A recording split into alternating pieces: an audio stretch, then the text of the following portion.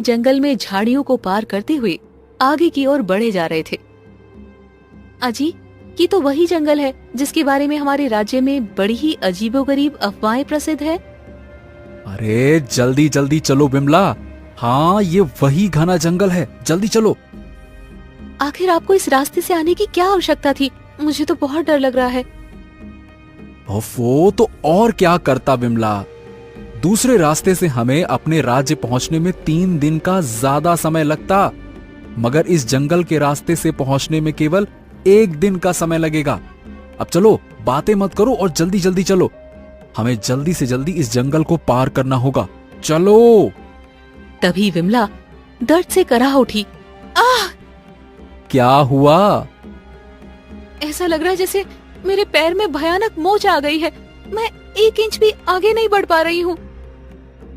हे भगवान, अब ये क्या हो गया?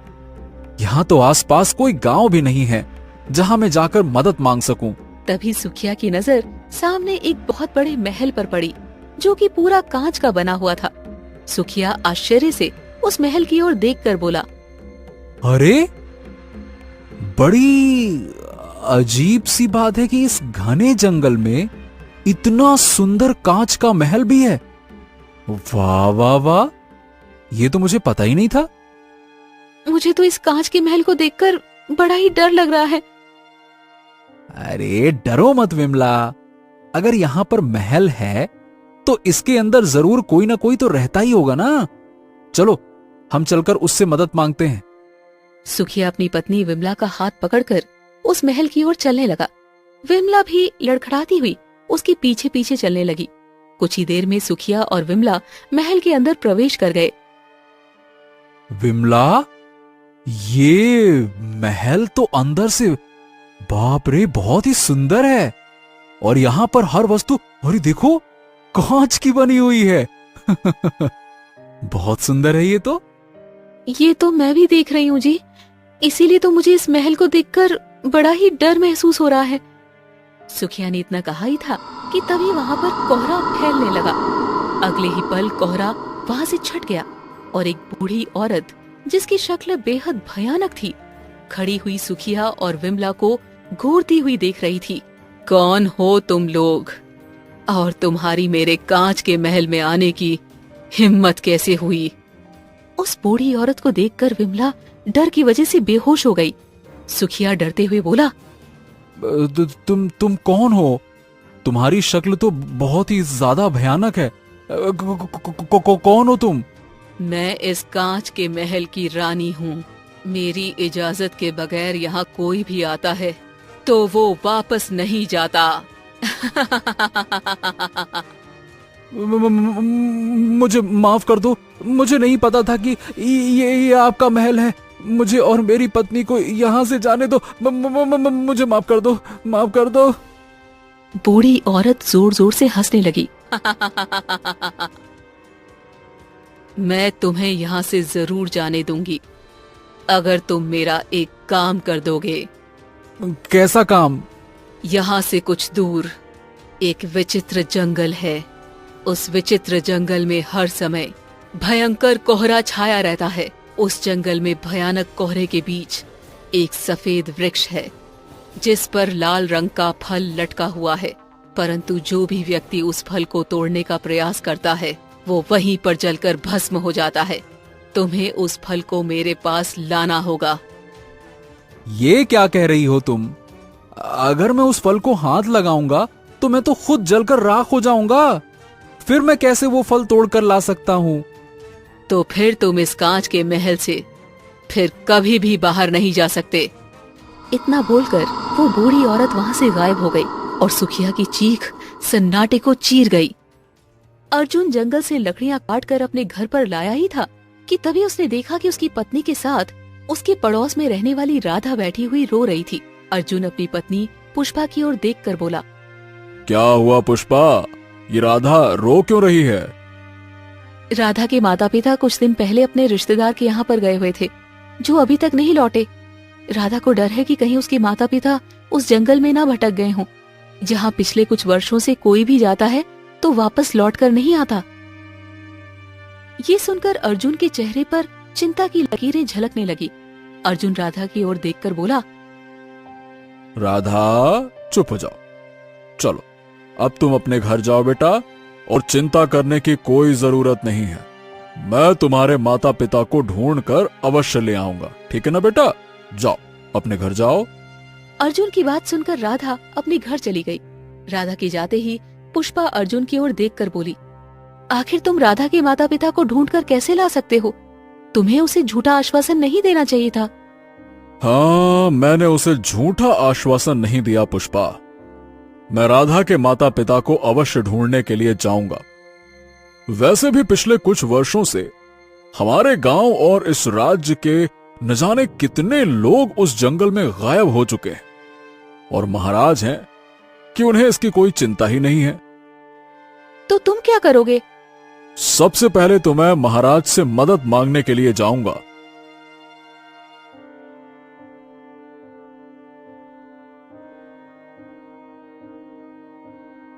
अगले दिन अर्जुन महल के अंदर राज दरबार में चला गया, जहाँ पर राजा विक्रम अपने सिंहासन पर बैठा हुआ था।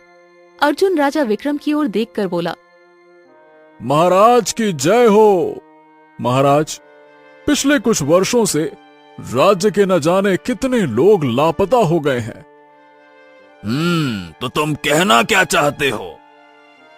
महाराज, आप अच्छी तरह से जानते हैं कि मैं क्या कहना चाहता हूं। हमारे राज्य से कुछ दूर में जो जंगल है, उस जंगल में कोई भी राज्य का वासी जाता है तो फिर कभी वो वापस लौट कर नहीं आता है। आप इस मामले को लेकर कुछ करते क्यों नहीं है महाराज?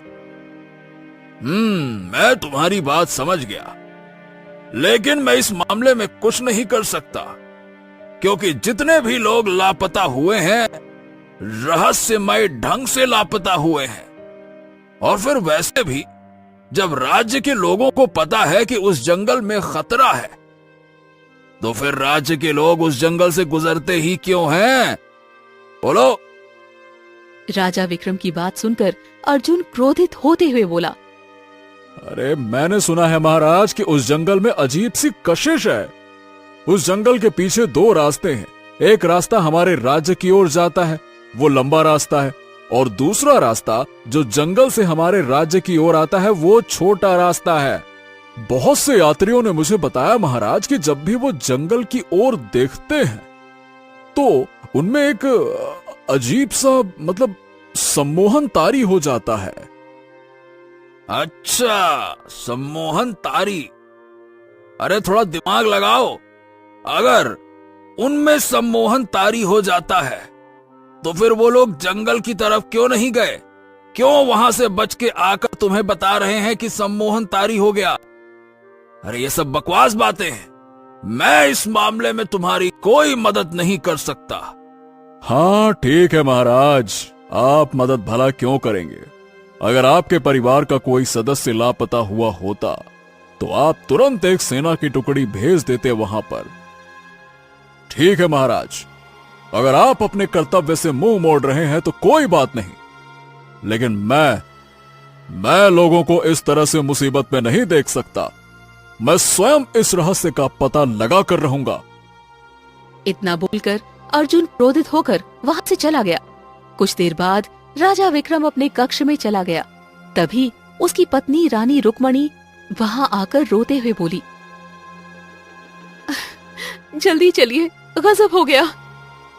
क्या हुआ रुक्मणी? तुम इतनी घबराई हुई क्यों हो?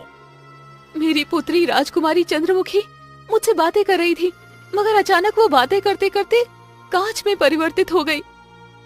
ये सुनकर राजा विक्रम आश्चर्य से बोला, क्या? तुम कहना क्या चाहती हो? हमारी पुत्री कांच में परिवर्तित हो गई? भला ऐसा कैसे हो सकता है? अगर आपको विश्वास नहीं है तो आप स्वयं कक्ष में जाकर देख लीजिए। राजा विक्रम दौड़ता हुआ अपनी पुत्री के कक्ष में पहुंच गया। उसने देखा कि उसकी पुत्री का शरीर कांच में परिवर्तित हो चुका है। ये देखकर राजा विक्रम बुरी तरह से घबरा गया। राजा विक्रम तुरंत एक सैनिक की ओर देखकर बोला, तुरंत राजगुरु को महल में बुलवाओ। उनसे कहो कि हमें उनकी मदद की आवश्यकता है। कुछ ही देर में राजमहल के दरबार में राजगुरु राजा विक्रम के सामने खड़े हुए थे। राजा विक्रम राजगुरु को सारी घटना बताते हुए बोला, ये कैसे संभव हो सकता है राजगुरु? राजगुरु, जो कि एक साधु भी थे, राजा विक्रम की ओर देखकर बोले,